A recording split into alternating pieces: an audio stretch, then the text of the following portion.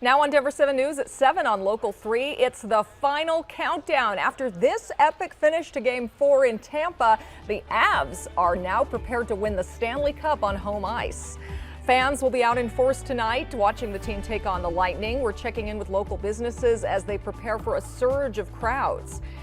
And this weekend is more than just the Stanley Cup final. We have at least 3 festivals, including Pride Fest. Our team is keeping track of the forecast, how to get around downtown, and everything else going on, how police are keeping everyone safe.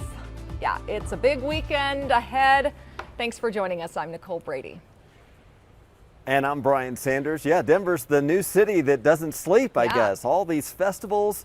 And of course, it's Friday, and it could be a huge party both inside Ball Arena here and at the watch parties around town. If the Avs can find a way, that's been their mantra all season, to hoist the Stanley Cup. They are 1 win away, Lisa. I'm excited. It's going to be fun tonight. Already downtown, I think people... Couldn't we have just made this day a holiday? I feel like we kind of should. Mid to upper 60s right now. Beautiful start to the day. I don't think there's going to be much when it comes to productivity today. A lot of people excited and anticipation of this afternoon. Take a look at weather. By noon, we're going to be in the upper 80s. We will see those temps then start to drop, low 80s by 5. Thunderstorms are going to start to develop here, moving in from west to east, from the mountains to the plains this afternoon. So that's going to help to cool things down. We may even see some pockets of heavier rain. We'll talk more about this monsoon moisture plus the cold front that's going to hit tonight coming up. But we do have a flash flood watch in effect today. Areas around the Grizzly Creek fire burn scar where we could see, unfortunately, some heavy rain, not absorbing, and some flash flooding. So we'll keep an eye on that here throughout the day. And right now we have a good drive for the most part. It's a little bit lighter than normal in some spots. That's very typical for a Friday as we're looking at the south side of town. Looking okay here coming down from Parker Road. We've had volume surges on and off. Take a look from the camera right now at Parker, and you can see just a little bit ago it was really heavy stop and go traffic, and now it's easing up a bit for you. So it's going to be depending on what time you hit the highways. You're going to see a little bit more or less traffic. About 10 minutes now down from Parker Road. Not too bad here across the northbound side. There's a crash at Moline and Colfax. That's going to slow you down a bit, especially on that westbound side coming from Peoria. 270 and I-76 and I-25. It is a little bit better than average, even though you're going to find some slow and go traffic. It's really a better than average, especially down here the southwest side. We do have some breaking news. Denver police are investigating a deadly shooting that happened last night near a baseball field. This is video of the scene from 6th and Federal. Investigators say one person died and another was taken to the hospital. Police say the victim's vehicle also hit an uninvolved car after the shooting, but the people inside that car were not hurt. Well, we're counting down to a puck drop at Ball Arena at 6 tonight. The city will be swarming with fans ready to watch the game and hopefully celebrate a big win. We have team coverage this morning. Jessica Crawford is looking at how businesses are getting ready. Micah Smith has details on how police are preparing for the game and all kinds of other events this weekend. Let's start, though, with Brian Sanders inside Ball Arena. Brian, welcome back from a long week in Tampa. We're so excited to win it at home. Yeah. I mean, I'm glad to be back. I don't want to go back to Tampa, and I'm sure the Avalanche don't want to go back to Tampa. They want to seal the deal tonight.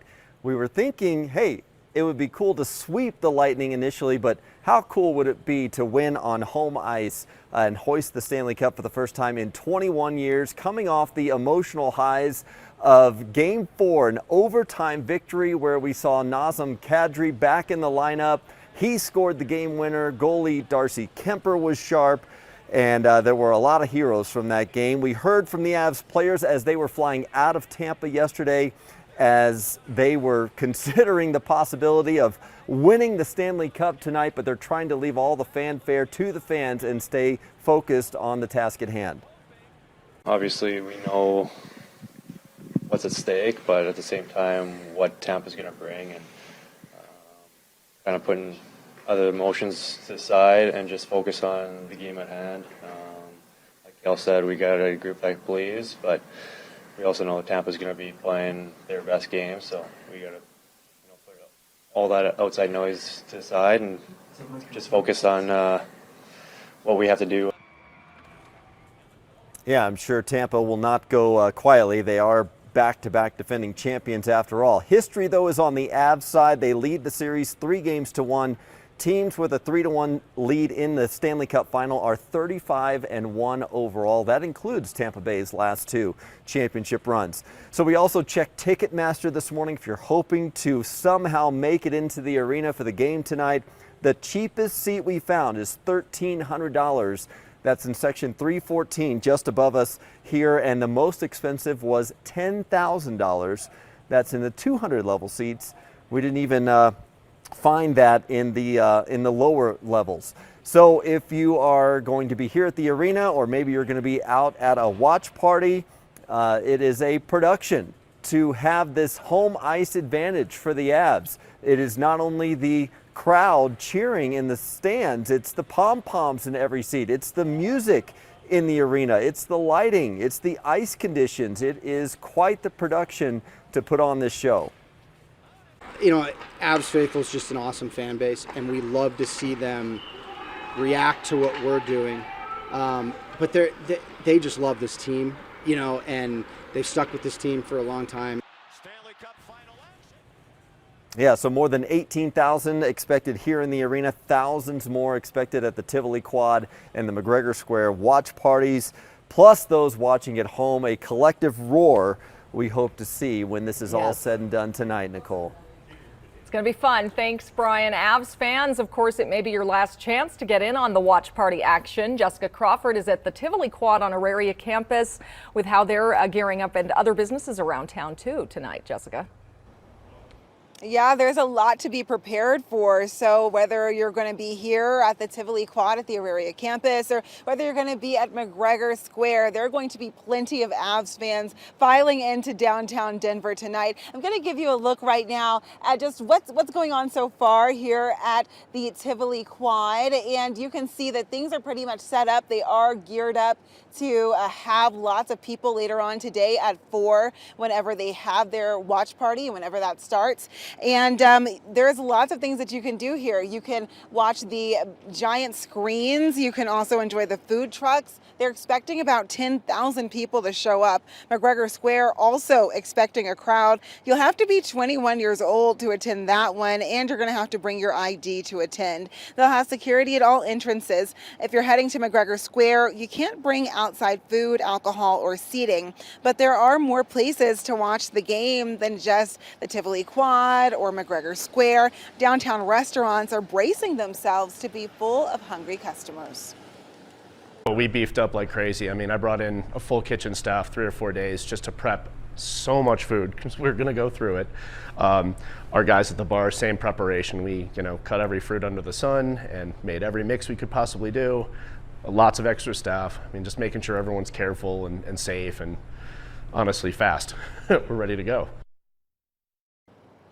And we are rooting for our Avs to win tonight. But if another game is required, then there will be more watch parties. So if another game is required, then the next watch party that would take place here at the Tivoli Quad would be on Sunday, June 26th. But I don't think we're going to need that. The big chance that we are taking it home tonight. We got to win it on a Friday night. Thanks, Jessica. Denver 7 is your home for Stanley Cup coverage. We'll have team coverage throughout the day here. Of course, a special pregame show at 5:30. Puck drops at 6, and then stick around afterwards for our postgame coverage. The Avs, as we said, are not the only thing happening in town this weekend. Denver 7's Micah Smith joins us. And Micah, we wanted to talk about this because there are some people who are just going to want to avoid downtown altogether. Yeah, there's 2 types of people, Nicole. People who just want to avoid it all and those who want to partake in the celebration. This weekend, we have the Denver Fringe Fest that's happening in the Rhino Arts District. We have the Cherry Blossom Festival happening in lower downtown. And of course, we have the Denver Pride Fest that's going to be happening throughout the city. All 3 of these events are within just a few blocks of each other. So city officials want you to know how to navigate around all of this or through all of this. The first piece of advice, if you're not interested in any of this at all, all, avoid downtown. That will help lessen the traffic, lessen the crowd, and it'll make you a less frustrated driver because you're going to be dealing with a few road closures down here as well. DPD asking for your help this weekend. They're saying if you see anything suspicious, make sure you alert police. There will be an increased police presence down here as well, and not just DPD officers. There will be local, state, and federal agencies stepping in to help with security. This is where leaning on the partners, figuring out different staffing plans in order to maximize and ensure that we have enough coverage. We remind folks not only to celebrate responsibly, but to celebrate in a lawful manner. Yeah, and while you celebrate responsibly, you may be looking at alternates to driving. RTD is an option. We talked to several people who have been down here partaking in the viewing parties, and they told us they really like e-scooters or e-bikes in order to get around the city. That's a little bit easier. That'll also help you get around the road closures. We're at Run right here. This is at 14th and Bannock.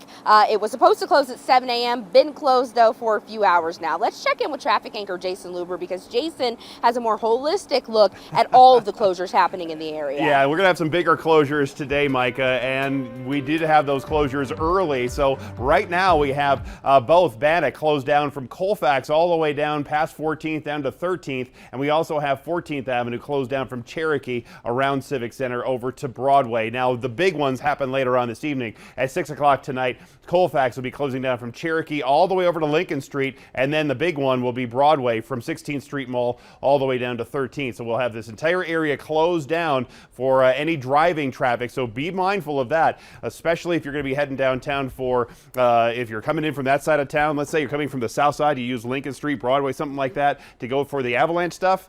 You're still going to find those road closures. How many people are like, nope, I'm going to the Yeah, mountains. that's right. I'm getting out of Dodge. Right now we're looking at temperatures that are going to be in the 60s tomorrow. So for the Pride Festival Saturday, it'll be partly sunny tomorrow morning. A much better chance, though, of seeing some wet conditions downtown, potentially some pretty soaking rains. We'll take a look at that hour-by-hour planner coming up. Tourism in Denver is getting back to pre-pandemic levels. Still ahead, the places people are visiting most.